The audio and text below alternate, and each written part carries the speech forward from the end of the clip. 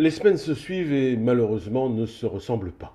Je vous annonçais la semaine dernière que c'était le moment d'investir dans le vin à cause de la remontée du dollar, mais cette semaine, je suis obligé de vous dire que les exportations de vins de Bordeaux à l'étranger se portent moins bien. Elles sont même en baisse pour la deuxième année de suite. Alors c'est vrai qu'en 2013, il y a eu beaucoup moins de vin à vendre, souvenez-vous, ça avait beaucoup grêlé dans le vignoble, du coup les vendanges ont été très rapides dans de nombreux châteaux et forcément, il y avait moins de vin à vendre, c'est vrai.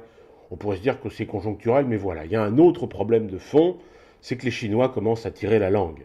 Ils ne sont plus qu'en croissance à un chiffre. Remarquez, c'est déjà pas si mal. Nous, en France, on aimerait bien qu'il y ait de la croissance tout court. Et pour l'instant, c'est plus le cas. Et donc, avec une croissance qui ralentit, nos amis chinois gardent leur yuan au fond des poches de leur veste Mao. Cela dit, je me demande s'il n'y a pas d'autres raisons qui pourraient expliquer ce recul des vins de Bordeaux en Chine.